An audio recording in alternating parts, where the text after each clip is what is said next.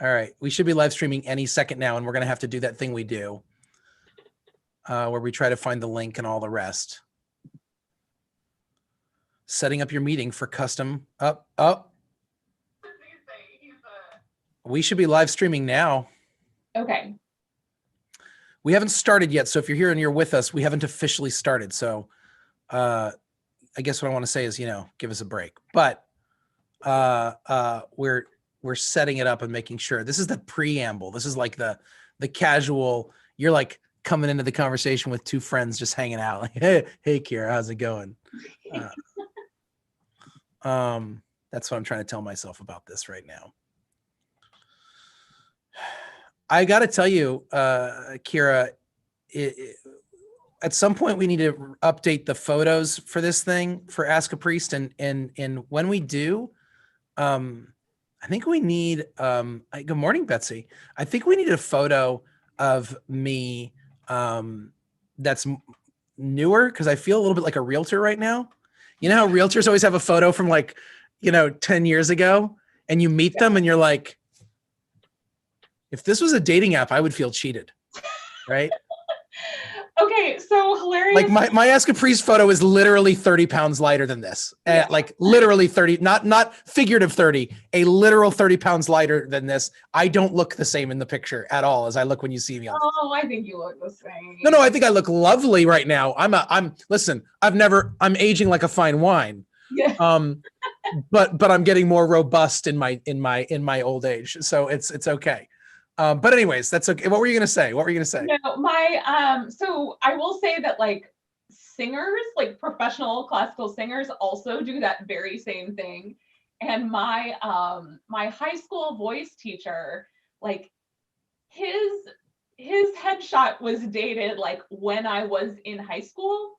And the last I checked, he is still using that same headshot. Nope. Hey buddy. Nope. I mean, he's a very nice looking man. And sure. Dude, that was 30 years ago. Again, you've aged well. It's okay, friend. You don't need to, but it's so funny to me the way that we,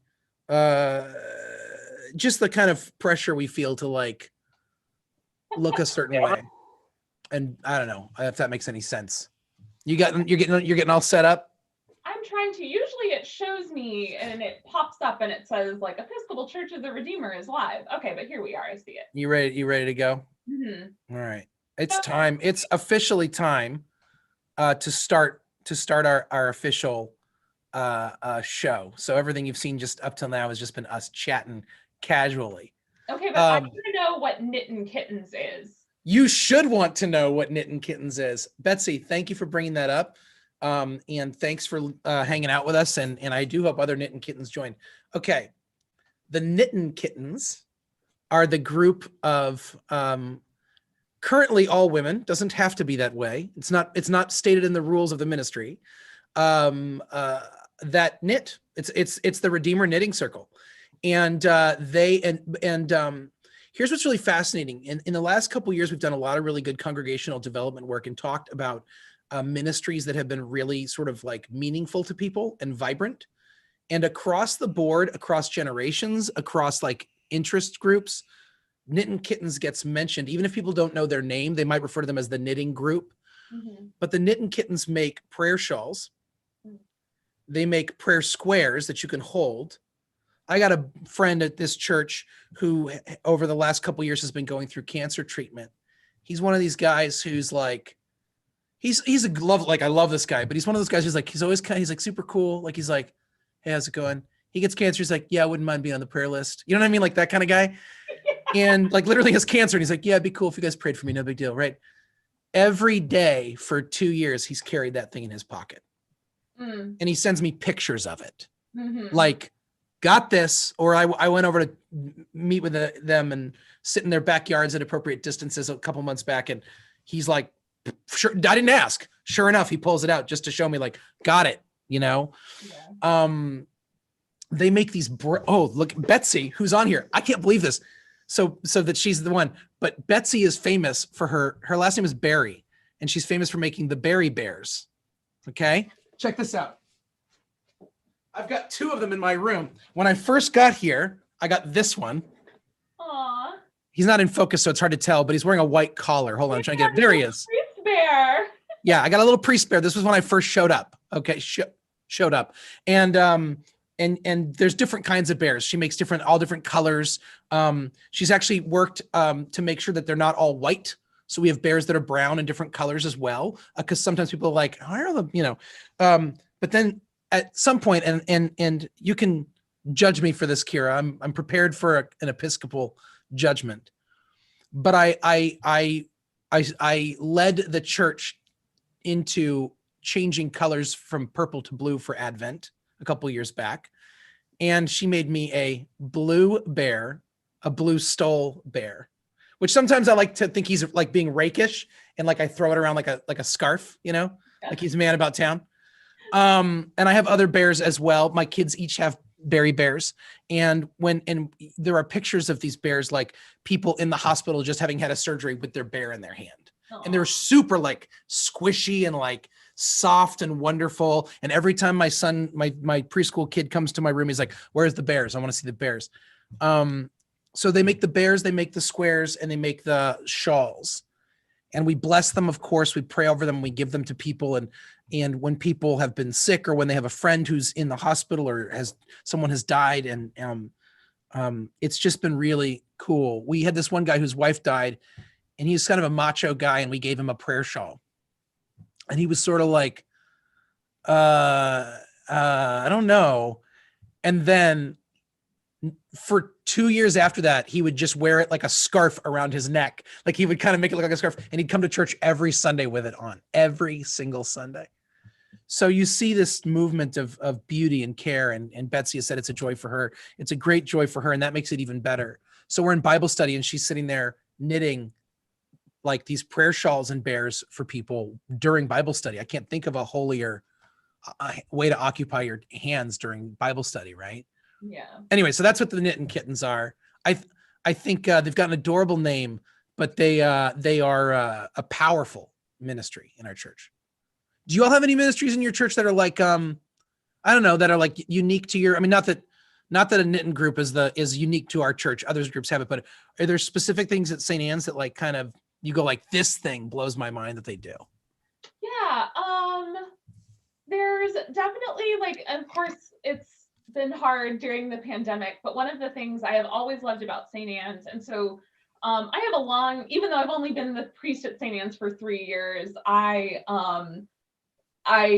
started going to St. Anne's when I came to Nashville for divinity school in 2008. So I was there as a parishioner and as a seminarian, and now as their priest. So when I first came to St. Anne's, it was the first church I had been to where they made their own communion bread.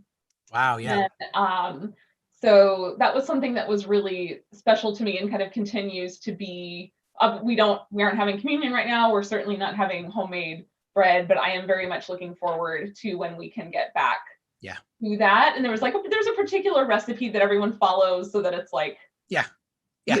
But I think there's something so lovely, particularly for me when I'm celebrating the Eucharist, to think that like somebody's hands needed this bread that is then becoming the body of Christ that we're distributing to the community. And I've just always really loved that. And like, it's the first, when things started getting weird with COVID, we did do like a couple Sundays where we used wafers. And it just like wasn't the same, man. No. Yeah. I mean, I'm a weirdo for many reasons, right? But I'm a little like weirdly partial to wafers just because I grew up on them. Mm-hmm.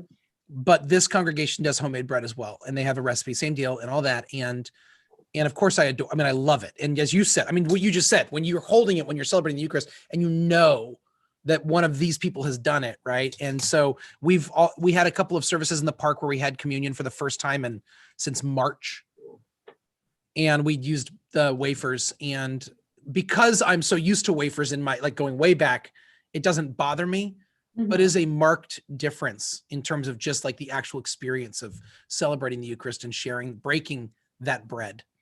And you don't break the bread. You hand out these little discs. Yeah. And like it does, I mean, the using bread, whether it's homemade or you bought it from a store or whatever, like it looks like actual bread, like the wafers. Yep, it does. Well, it was like when have you ever been to been to the Middle East? Have you ever been maybe to the Holy Land or done any? Yeah, I went with Maggie. And Oh, that's right. I knew that. Okay, right. So like the first time you watched them celebrate the Eucharist with like unleavened bread, like a flat bread, like a pita or something like it, and you were like, oh yeah, of course right, like that's what it was. That's the thing. And people are like, I want to hear the cracking of and you're like, there's no cracking. It's like, like, anyways, that was really that was a mind blower for me. So, hey, Mary Osterbrock's with us. Anyone else who's with us, come say hello so we know you're here. Please, we've got some questions that we're going to respond to. But if you have questions, please type them in the chat. We'd love to be responsive to you. I want to tell you, Kira, that you've made a difference in Mary's life and mine, because she started listening when you showed up, and then we've known each other for 4+ years, but then she friended me on Facebook. And now I get to see Mary's Facebook feed, and she shoots straight fire, man. Yeah. She's a flamethrower of truth. She's like throwing it out. I love it. So it's made my week, made my day. But hey, if you're here with us, don't shy away from jumping in on the conversation. And we're glad to have you. Okay. We do still have some questions in the hopper from before, and I want to talk a little bit about scripture. But first, just a little side diversion. So Kira, we talked last Tuesday, and then Wednesday happened. Yeah, man. So here's my question for a priest. What the hell? Like,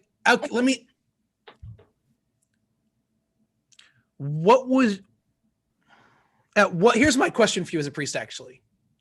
At what point, I assume you were paying attention on Wednesday, like to the news. Mm-hmm.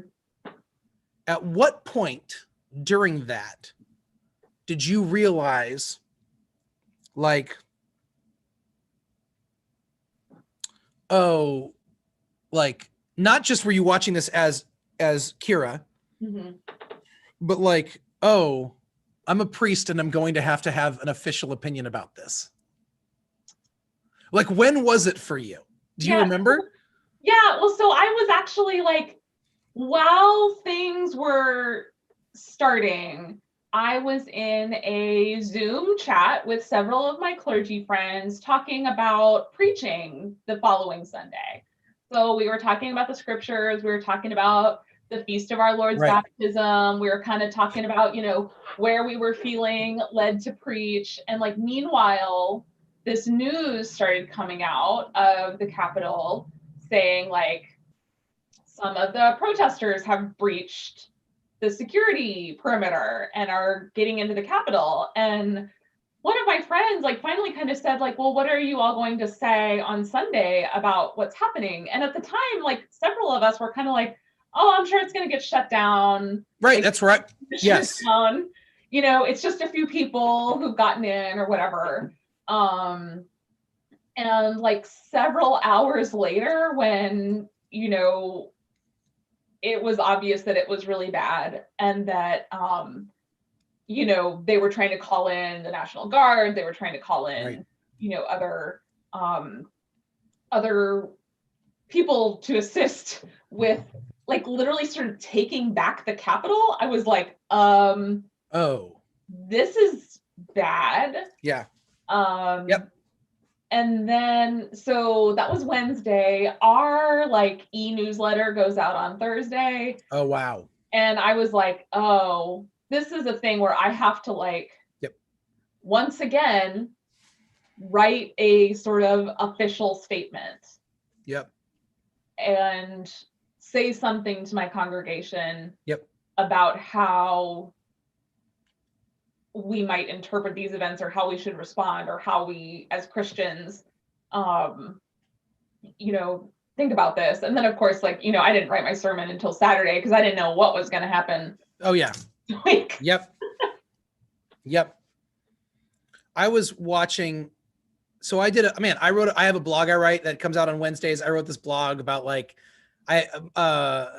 whatever day that was, Saturday. So Friday was the 10-year anniversary of my ordination to the priesthood.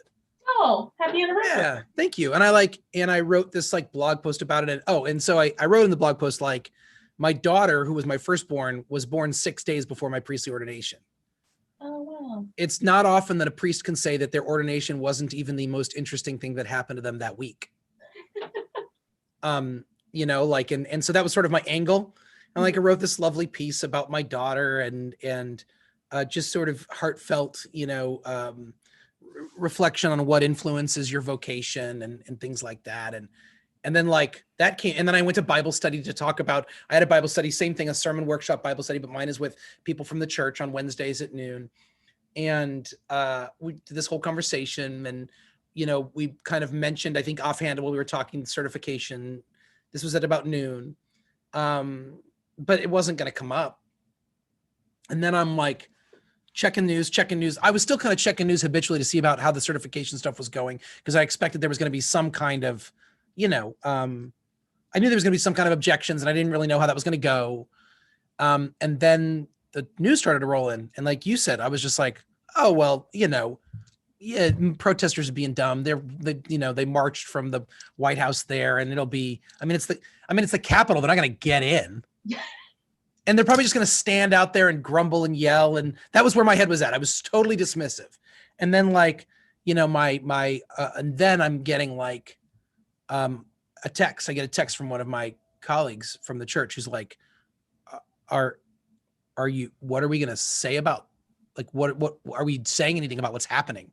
And I was like, no, like, whatever. It's just some people being idiots. And then like one of my parishioners who's a friend messages me and is like, are you seeing this? This is crazy. And I'm like, yeah, at this point I had turned on yeah, I'm kind of paying attention. And I just go to turn on the news, and then they're like, breached the Capitol.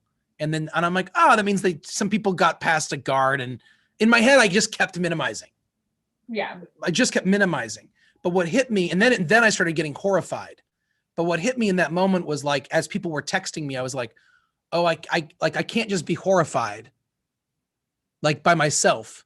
I have to have like an official stance on this thing. And I've already written this blog that is completely disconnected to it. And so, yeah, I had to preach about it on Sunday, obviously, but like you, like I wasn't at all, I whatever I talked about on Wednesday, in my Bible study I had to wait. And I actually met with a priest friend, and I never do this. And we literally got together on Saturday in my backyard and like talked about like what we were going to do and what we're going to talk about, So, I don't know. How are you talking about the white supremacist insurrection and attempted coup? Like, how are you talking about it? Like, how do we talk to our congregations and share this or pastor to people in the midst of this? Yeah. What I've been really struggling with, and like I ended up, I want to preface this by saying, so when my husband and I started doing premarital counseling, we started doing it with not a priest, sorry, not a real counselor. Like not a priest, a real counselor. With the intention of like having occasional check-ins with this couples therapist. So our marriage is not in trouble, but we regularly, once a month, see a couples therapist.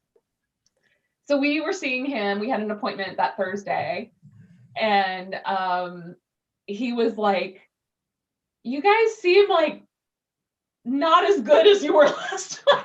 I was like, right. Yeah, like I think it's mostly, it is really mostly just the events of the last 24 or 36 hours that have, I didn't want to get out of bed Thursday. I had a real tough time just kind of getting going. And what I said to him was like, I'm just so tired. Like by the time that all happened, it had been less than 2 weeks since a bomb went off in downtown Nashville. Right. And a man suicide bombed one of our major downtown streets. on Christmas Day, Right. and in the middle of a pandemic, less than a year since a giant tornado came through our neighborhood. Like I'm exhausted. Yeah. And he was like, well, what do you think you need to be like less exhausted? I was like, I need this all to end. Right. Like less bombings and tornadoes and white supremacist coups. Like that's what I need. Yeah. Yeah, I think that's right. Like, what do you need for this? What do you need to be calmer? I need some precedented times. Yes. I need my kids to go to school like humans. And I need to go to a movie theater. And I need to not put a mask on because I take masks seriously, as I know you do. Like, I need to not put a mask on just to like, walk into any building. And I need to like not feel weird when someone is within several feet of me every time. And I need to be able to hug people and shake hands and have normal conversations. And my God, Nashville. I mean, listen, Cincinnati's problems are interesting, but I mean, Nashville, this beautiful, booming, exciting city, which brings with it its own kinds of problems. Anytime a place is booming, that creates all sorts of new injustices and systemic issues come to fore that you realize. And as a place gets more diverse, you can see some of the like white, power, I'm imagining you're seeing some of the white centers of power sort of struggle to hold on to that in the midst of trying to keep the boom happening. And then in the middle, and then you have a tornado right through your town, right through your church, next to your church. And then immediately followed by a pandemic. And then, by the way, this suicide bombing, which barely made the news. Half of Nashville was shut the heck down for like a week. Nashville people shut down for like a week and from a suicide bomb. But he was white and he lived there, so it didn't make the news. Because you can bet if that guy was from another country and he'd done that, we would have had 7 new laws enacted by now. And we'd probably be at war with whatever country he last visited. Yeah. I mean, it's insane. And you're right to bring it up. Like, and by the way, I always try to work in my ministry to destigmatize any kind of counseling and therapy. So I love that you brought up that you go to counseling. My wife and I are in couples counseling. We're not on the verge of divorce. It's necessary to get through these times for us to make sure that we're working on how we communicate with each other. I think that's great that you're doing that. I think that's awesome, by the way. And I love you being like, yeah, because I don't know if people know, but when we as priests, like when we officiate weddings, we are required either to do premarital counseling with a couple of up to a certain number of sessions, canonically required. We have to do it, or they have to do it in some other fashion that we sign off on, essentially. But like, we're not counselors. I mean, I appreciate the conversations I have with them, and they're always meaningful, and we build relationship, and I get them to a space where they are able to recognize that talking to a third person in a confidential, safe setting is healthy. Yeah, But it's also a little bit of a screening for like, are there major red flags here? Right. Yep. Oh, totally. It makes perfect sense. And also, we're not counselors. Just also that. So I assume so what was your angle on Sunday?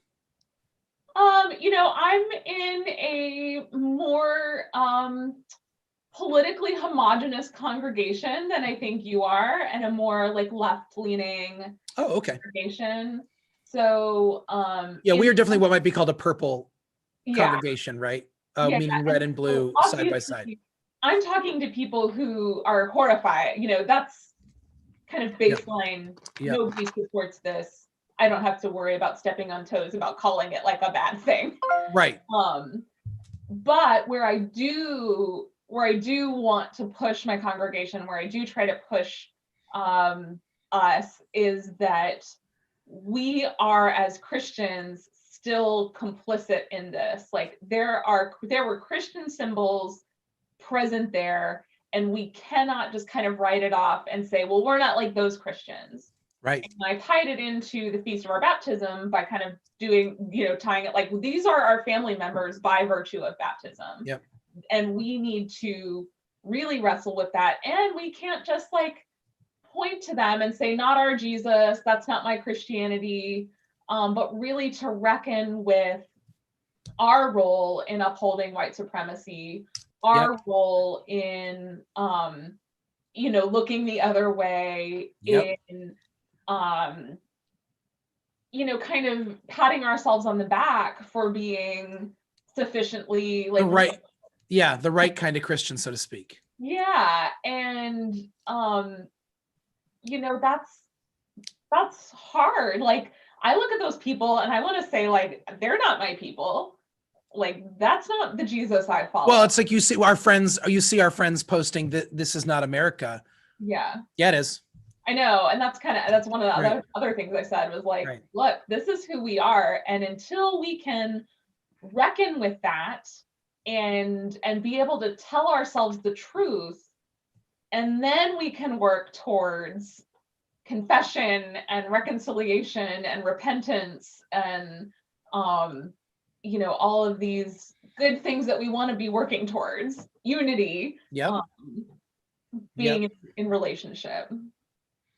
I think you and I preached actually very similar sermons. I saw your little quote on or not your little quote, but like your little thing from your pull quote from the sermon. Yeah. Your pull quote. Yeah. And I was like, yeah, I think we kind of took similar angles. Yeah. I mean, I understand. Redeemer is definitely a church that has people from across the political spectrum in it. And I was really careful not to say things like Republicans or conservatives or things like that, because because I don't think that even fits the mold of what we saw fully. Yeah. It's easy to do that. And there's I think there's a lot of people in the movement, because the moment that they decided that Mike Pence was not complicit, they were like, well, let's hang that guy too. So it's there's an ideology here, but I don't think it fits into strict conservative or liberal paradigms. And the Republican Party has allowed this group to exist within them for the sake of power. That's its own complicity issue that needs to be dealt with. But I don't think that this kind of behavior is inherent to the history of the Republican Party or conservative movements by nature. Doesn't have to be. That's my take. Some people disagree with me. Anyways, but I would mince no words about like, this is evil. Yeah. We saw like literally the first minute of my sermon. I'm like, so we saw a white supremacist coup attempt at our nation's capital this past Wednesday, and it was evil. And we need to be honest about that, because we can have wiggle room about how we treat these people in the aftermath. We can have wiggle room about how we understand where their anger comes from. We can have wiggle room about and room for discussion within the church about if some of their points even might be meaningful. Some would say everything they say is wrong. Others might say, well, this part's wrong, but this part's important. We could talk about those things, and there's space for conversation and dialogue within the community. But there's no space in the Christian church for pretending that what we saw on Wednesday was anything other than evil. And if people think that's a liberal perspective, like, dude, Peggy Noonan said that, and she's like conservative op-ed writer, right? Like George W. Bush said that. What I find funny is when people are like, that's a liberal point of view, and then you you quote all of these conservatives who are saying, like Mike DeWine, our Republican governor in Ohio, who has like been in step with Trump, at least like, I don't think he's in step with him up here, but he has like towed the line throughout the presidency, was just like, the president is complicit in bears guilt in this. And I was like, all right, Mike, I mean, go after it, right? Like, This is not conservative liberal. And if people want to make it Republican Democrat, it will destroy, if it has not already, will destroy the Republican Party. And so I do think there's ways we can talk about it, but I have made the decision, and I've been well supported by this congregation, by the way, to say like, look, we're not going to be mealy-mouthed about when we see injustice. And I have definitely freaked some of my parishioners out by being so willing and so like ardent and insistent in talking about white supremacy and systemic racism. That's new for this congregation in the way that I talk about it. And so I'm sure there's some space of discomfort there for me too. It's new for me, Yeah. but like, I'll die in that ditch. We got to talk about it. Like, I don't consider myself a liberal or a progressive, but I'll die in that ditch. And if people want to label me that, because these are the things we got to talk about, call me whatever you want to call me. We've got to talk about these things. We're Christians. Like, we're Christians. Like, following Jesus doesn't create a space. If you're genuinely following Jesus, you can't watch that and go, oh yeah, that was, well, that was okay. No. Yeah. So the big thing is like, I don't know, I guess the thing I'm thinking about is how do we talk about it going forward? Because I don't think this, I mean, I'm assuming you're expecting more Yeah. violence and more events.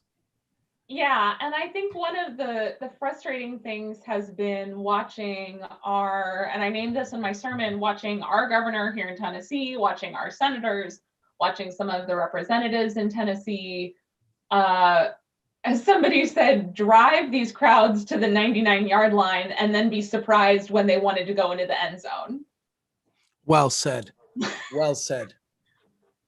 Yeah. Like, and then all of a sudden, oh, that's too far. Like, their rhetoric, our governor has refused to acknowledge Joe Biden as the president-elect until very recently. And, I could see once wanted to see how the lawsuits panned out, wanted to see whatever. And like, once all those panned out, he still kind of wouldn't say. We have a Republican senator and a Democratic senator, and our Republican senator, who is known for being a moderate, apparently, did exactly the same thing. And it's like, and now he's trying to be like, distance himself. And it's like, you did the thing. Yeah. Like, we all saw you do the thing. Yeah. Yeah. We don't need to be political pundits. I have a lot of opinion about the lasting of, like, I think this kills the Republican Party long term, not short term, not tomorrow, but like in a generation. I think it's gone because of what we're seeing now. That's my take, but I took an intro to poli-sci class my freshman year of college.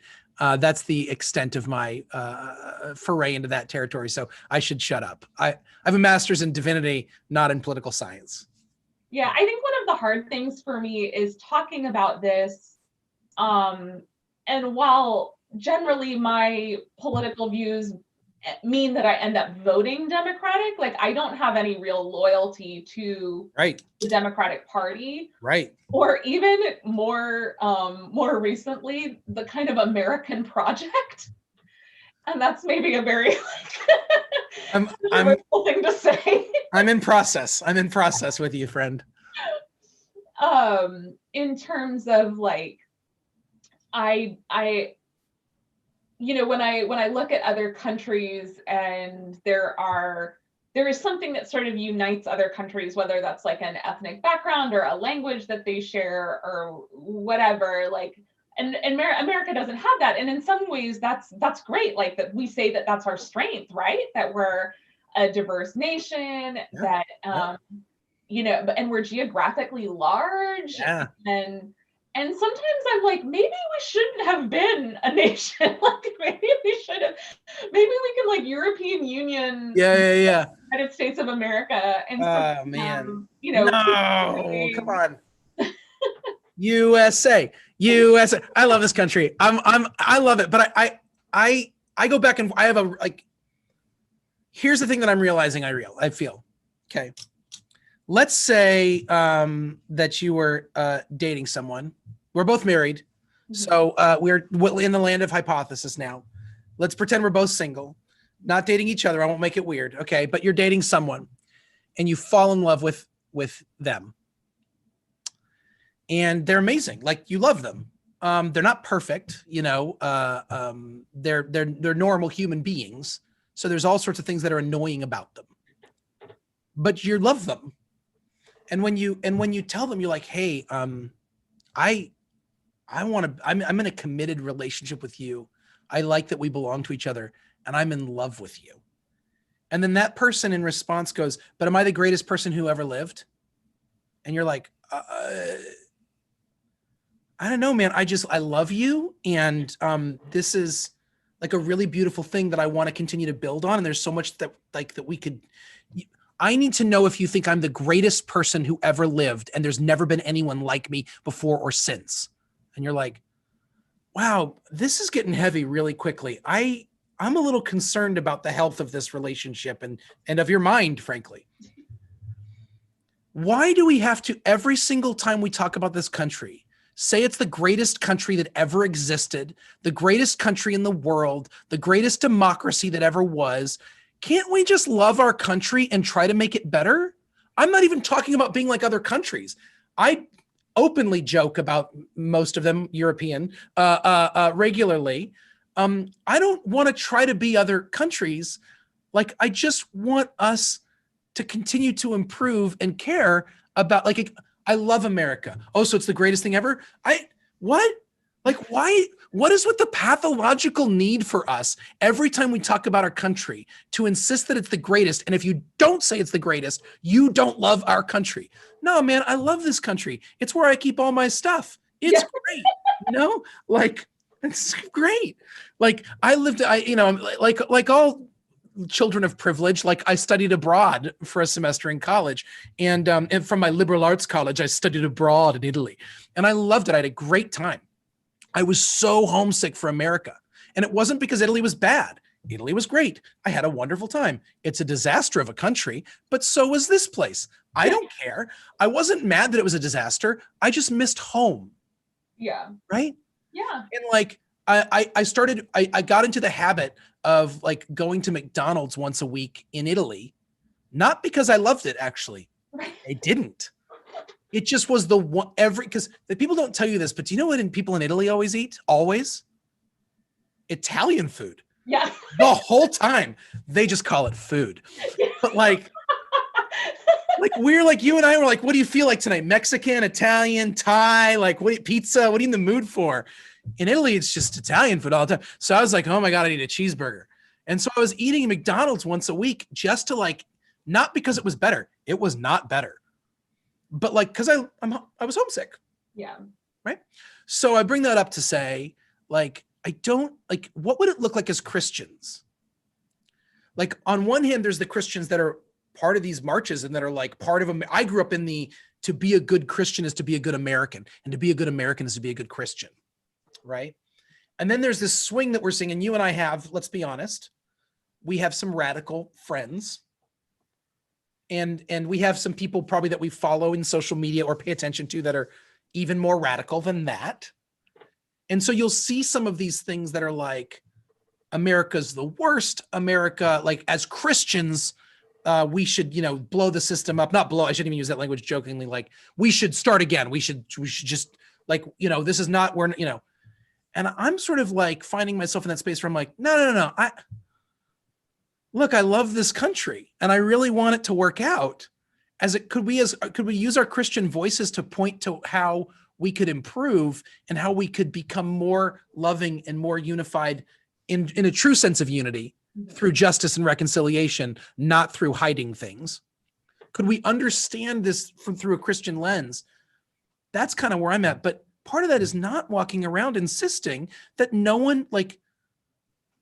wonder the Russians hate us. We keep talking about how we won World War II. Like, do you guys remember what the Soviet Union did in World War II?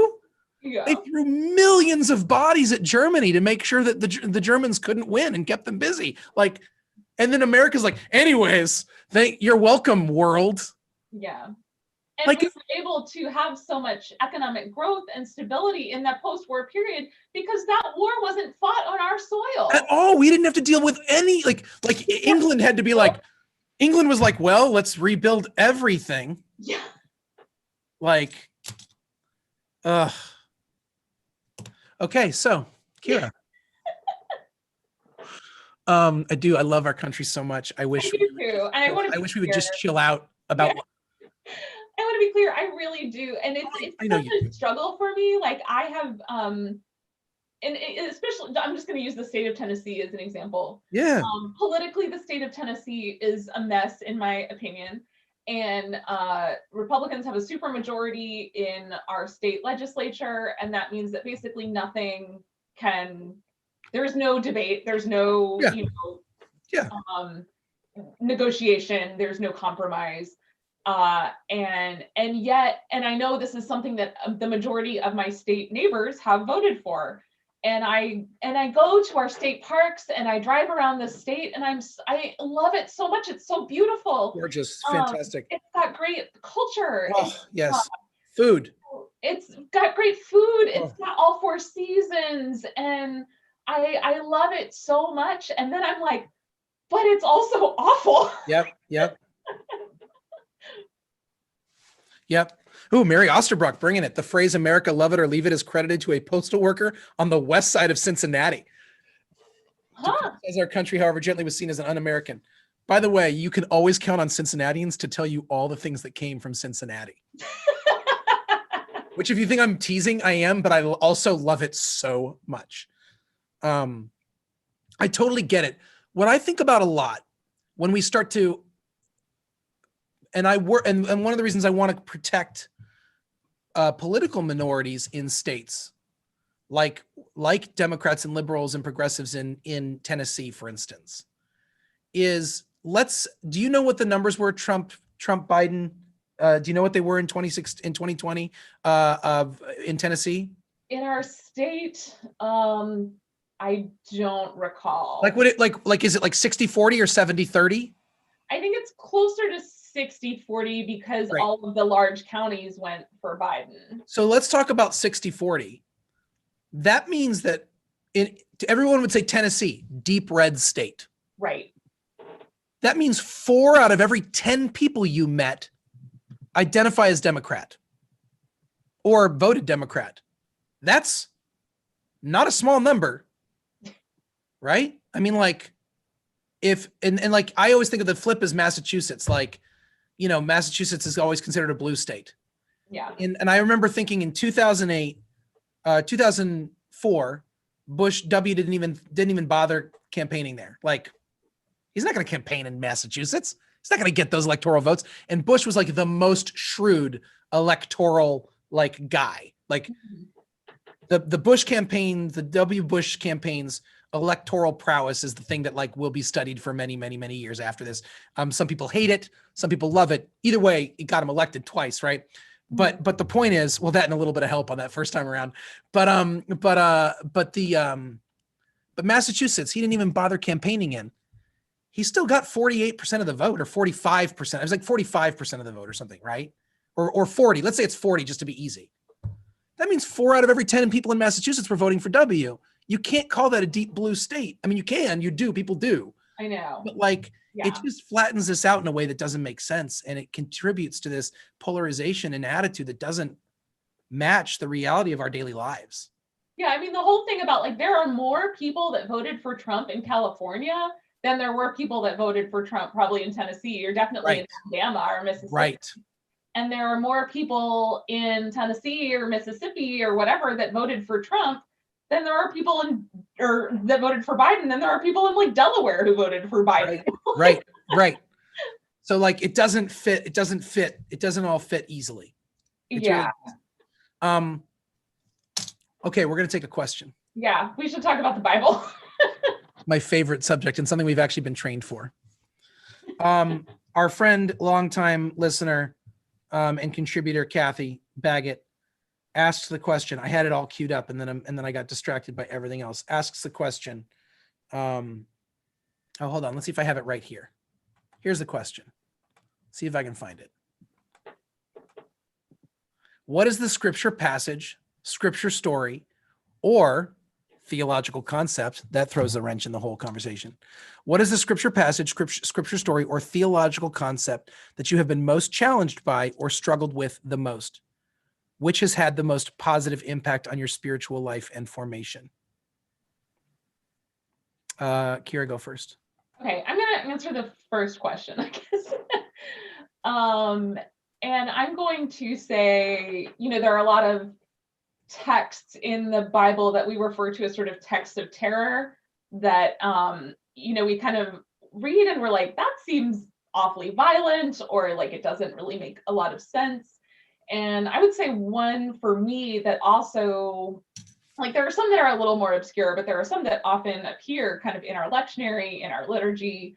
And for me, the sacrifice of Isaac is one that always kind of catches me short. Yep. And the way that it often gets interpreted can verge on sort of spiritual abuse. Yep. In this way of kind of like, well, you just have to trust God no matter what. Yep. Even if God tells you to kill your child. Yep. And I'm like, wait, hold up. You know? Yep. And so the way for me that as I've kind of studied this passage and wrestled with it, the way that I have come to terms with it is as a story that Israel was telling about themselves and about their God in a setting where a lot of the other tribes around them did do child sacrifice. Right. And so this was a story that Israel was telling about themselves and about their God to say, our God doesn't require child sacrifice. Right. In it, even though it maybe looked like he was going to, that's not a thing we do. Yeah. And so mine text is mine. I mean, that's in my top 5 texts that are both most difficult. And I think are, when I say favorite, I have to be careful because favorite people tend to mean like inspirational.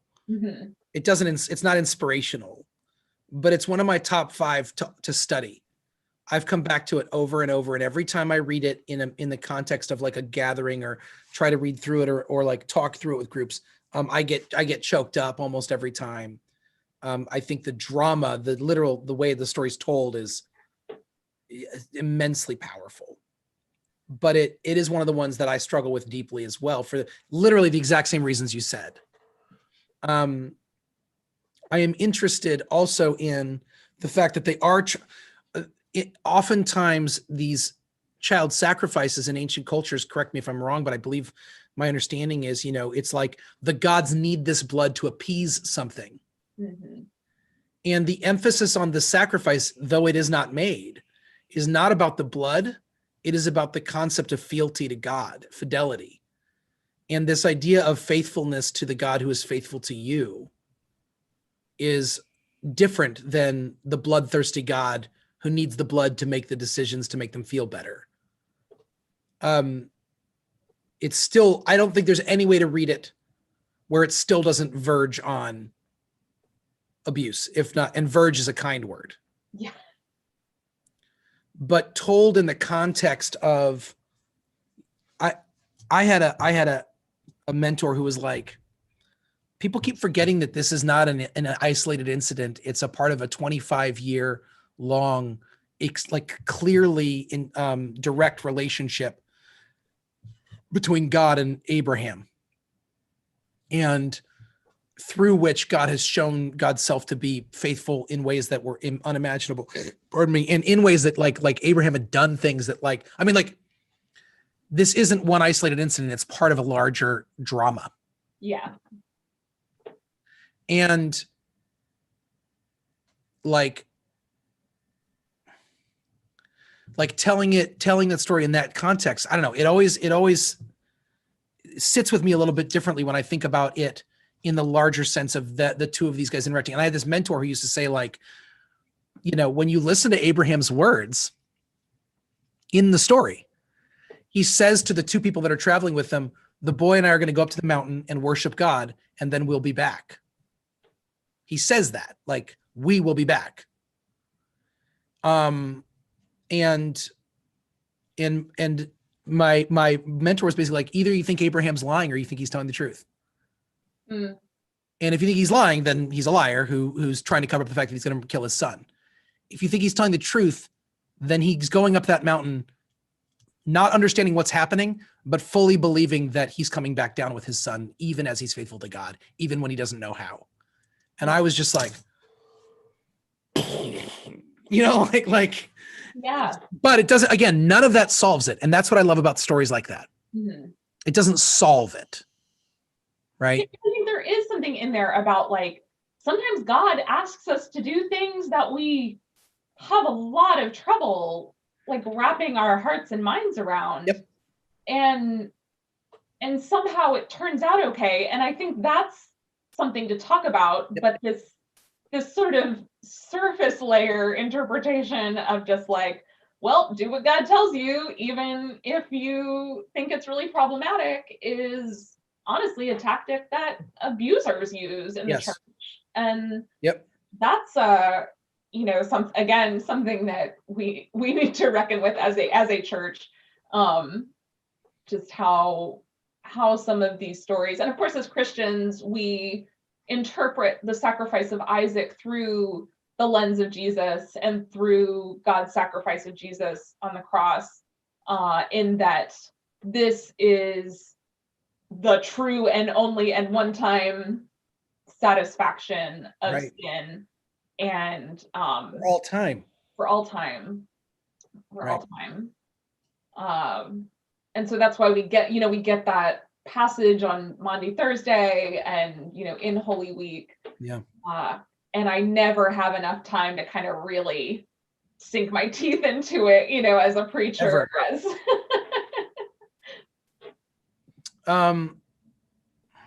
The flood's another one for me. Mm. So theologically, I adhere to the concept that I adhere to the belief that God doesn't make mistakes, because the definition of a mistake doesn't fit with who God is. And so that story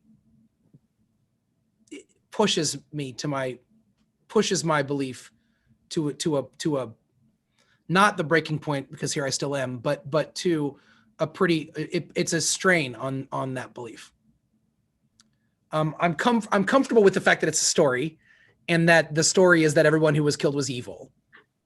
But then all of the creation being blotted out, and then God afterwards being like, well, I'll never do that again. I think it's the God afterwards being like, I'll never do that again. That's like, could you say a little bit more? Could you expand on that? Like, could you stretch that out a little bit, right? Yeah. Yeah, I don't want to get into the whole like, well, this is how scholars understand the, sure, that there were flood narratives and other. No, sure, right, and I get that, like, blah blah blah. But they still tell the story in a way. I'm really like, I love the way. So you and I haven't talked a lot about biblical approaches, like how you and I go after the Bible, or how we, like, I'm a big story person in the sense of like, these are the words that are here, and here's the story we have. So yes, there are all these contexts around it, and it's really important to understand those. And also, what do the words mean? Mm-hmm. And so the picture they draw is like obviously, like someone was like, why do we believe, the story was told if it wasn't exactly this thing that happened historically, just like this? And, historically there was likely a near extinction level flood event. At least that's how people saw it in the Near East. And there was ancient times, and you have all these ancient cultures responding to this storied flood by telling their own stories that are connected to their culture. I get all that. That's beautiful. And also the story they tell of our God is really powerful in a lot of ways. One who will not countenance evil, and who values in a relationship with humanity, and even just a little bit of trying to be an semi-okay person saves you. You don't have to be this anyways. But like, there's still this moment of God being like, well, I'll never do that again. And I'm like, what? I don't know. Like, are you regretting? Like, because I have, and I have, we have colleagues that are like, well, that's God regretting because God shouldn't have done that. And God made the mistake. And I just, when you talk about people like faulting on the side of like using abusive, like turning the Bible into a tool for abuse, I totally agree. Yeah. One of my pet peeves is when people like are just like, God becomes whatever they want God to be. And, God's just another person like us who's made a bunch of mistakes. He's just been around longer. I don't do well with that. Like, that doesn't sit well with me. Yeah. I mean, I do think there's something into saying like that God, like, what does this say about God? Well, God maybe made this call to sort of take these folks and animals and then have a mass, genocide and extinction level event. Right. And that was kind of what needed to happen. And then it was like, well, but like, let's not ever do that again. Like, right. Okay, we tried it. Like sometimes Yeah, you no. can do something and be like, I don't exactly regret that, but I don't ever want to do it again. Right. There is a difference, right? Like there are things that I don't regret, but if I have the given the choice, like, but I will go a different direction next time. Yeah. That's a good point. That's actually really helpful for me. Thank you. You've pastored to me today. Leslie Martin, do we want to keep talking about this or do we want to jump into Leslie's question over here on the side? Yeah, we can look at Leslie's question. I'm interested about politics in the Bible, not politics in the history of Christianity, but the actual politics in the stories of the Bible and how those might fit into modern beliefs. It reminds me of when people are like, why is Marvel bringing politics into my superhero films? And it's like Captain America was always about beating up Nazis. What are you on about? She's right about that. They may be stories to us, but there are always politics involved in some sense. Stories in this sense, meaning not happening directly to us, not as in completely fictional. It's a good point. For instance, Jesus was crucified as part of God's plan, but also there were politics around it in human life that led to the crucifixion. It wasn't a random event out of the blue, in my understanding. Mary Osterbrock saying audio. Are we having audio issues? I can hear you. I can hear you. Leslie, can you hear me? Can other people hear us? I need to know if folks can hear us. Hold on. I'm typing the question. Uh-oh. We don't want to. This would be a terrible way to end. Okay, good. Leslie's hearing us fine. Okay, Mary, you can't hear us, but Leslie can. I Okay, think it that may is an be, issue with your computer. yeah.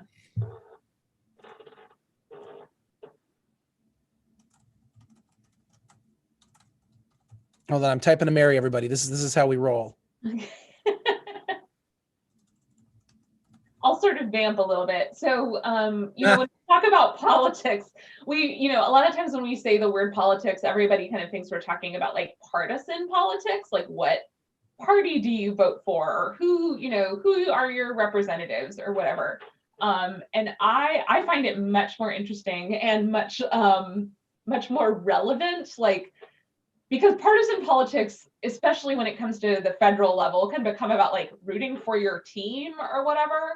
And as I've gotten more involved in local politics, Right. that's about like, how are your schools?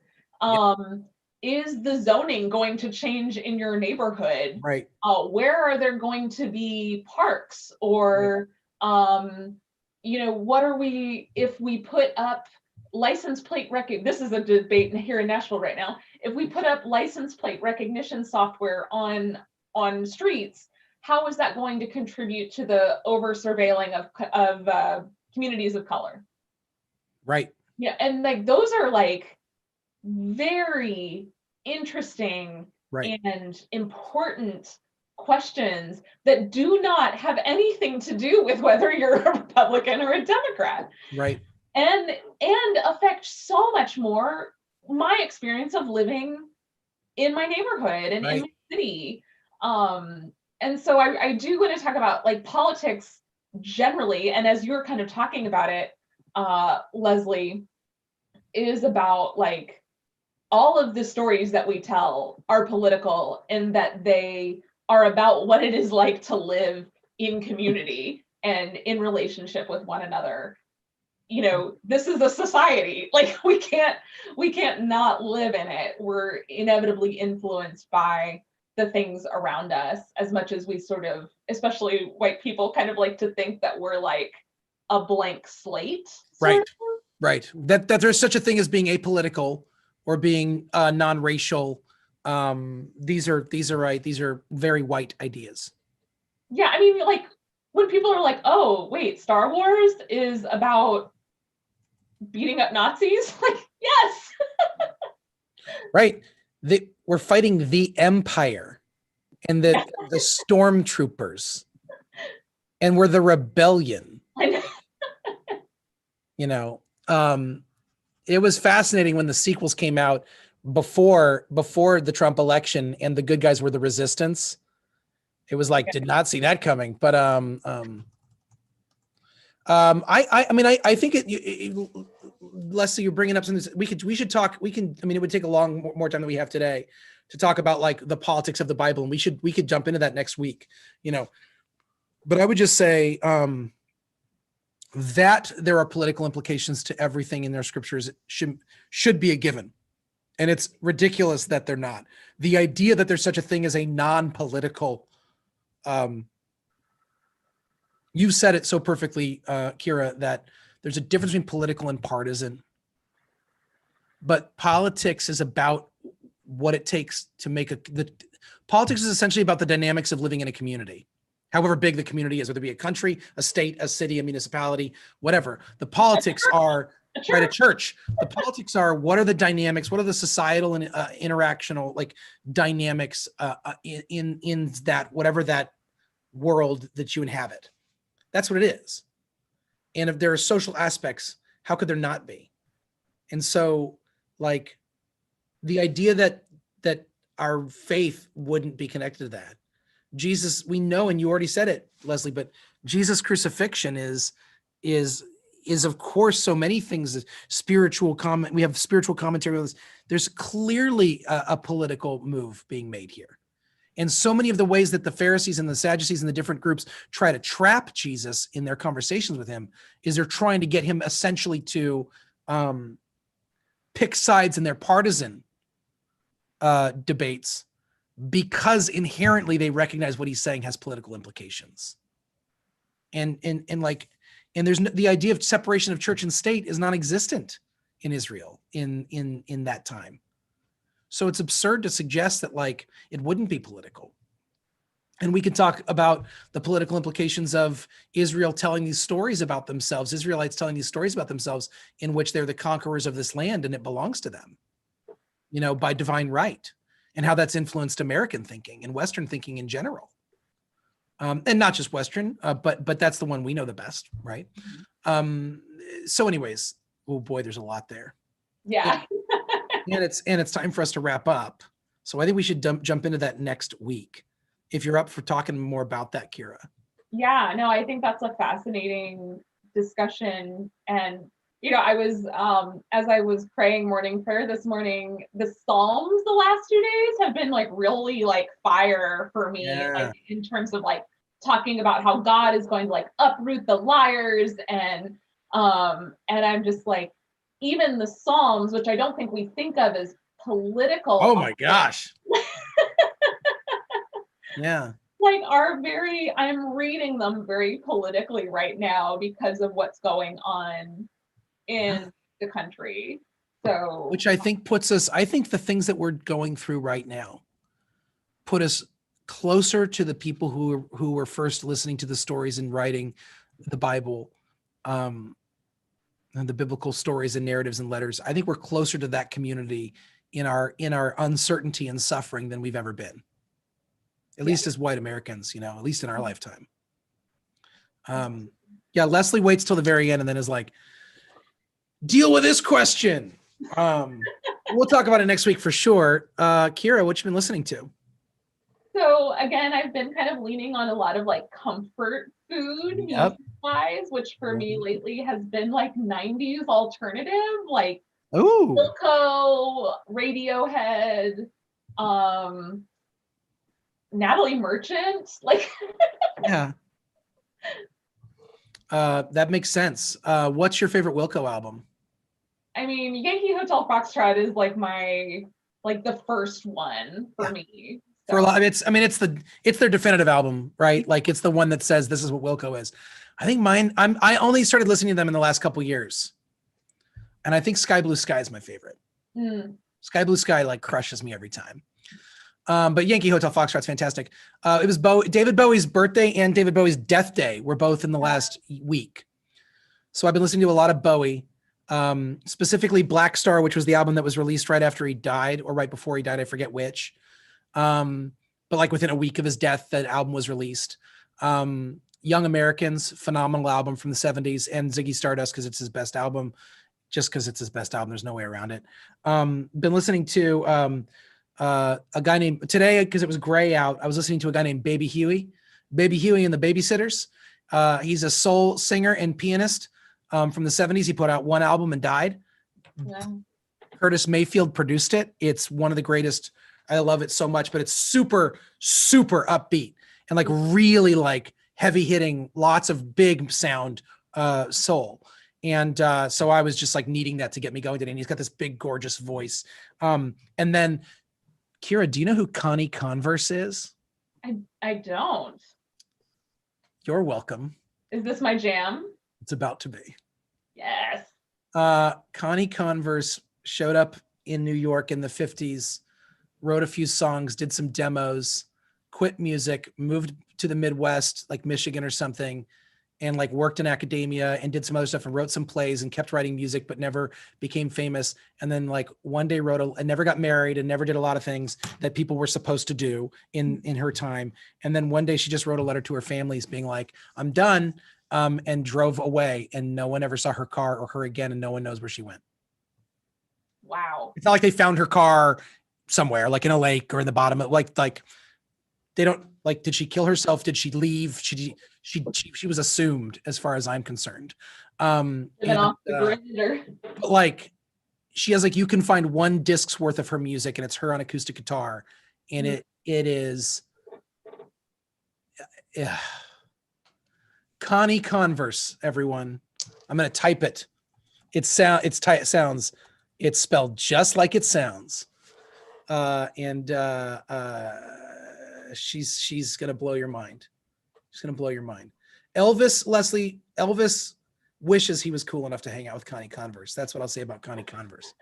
Oh my goodness gracious. I hope you listen to her, Kira. It's going to blow your mind. Very moody, very melancholy, very brilliant, very prickly, and very melodic, and just a lot going on. So, but it's only one album's worth of music, so you don't have to like do a deep dive. Right. It's one dive. It's just, this is the thing. It's one dive, shallow dive. And I've been working on puzzles lately. I've been doing puzzles in the pandemic. I've been doing a lot of crossword. Yeah. And New York Times Spelling Bee is my kind of like, Ooh. I just need to focus on something else. Yeah, I get that for sure. All right, I think we're going to wrap it up. Hey, everybody. Thanks for being with us today. Mary, sorry for the technical difficulties. So glad for the good questions. Thanks, Kathy. Thanks, Leslie. Betsy, thanks for the Knit and Kittens for promoting us and for all of the work, the lovely, beautiful, fantastic work that you do. Thanks to the people of St. Anne's for lending us Kira from time to time. This is a great gift. And Kira, you want to come back next week? Absolutely. You've roped me in. Yes. All right. All right. Well, then we're going to hang up on you people. And then Kira and I are going to talk for another hour or so. Just I block out like 2 hours for this thing. I know. I'm sorry. It's my fault. I'm so excited. Okay. I got to go. We're going to hang up on you all, but we'll see you next week. Same time. If next week there's still an internet and a country, then we'll be here to do this. And in the meantime, we'll be praying for you. So tell your friends and join us next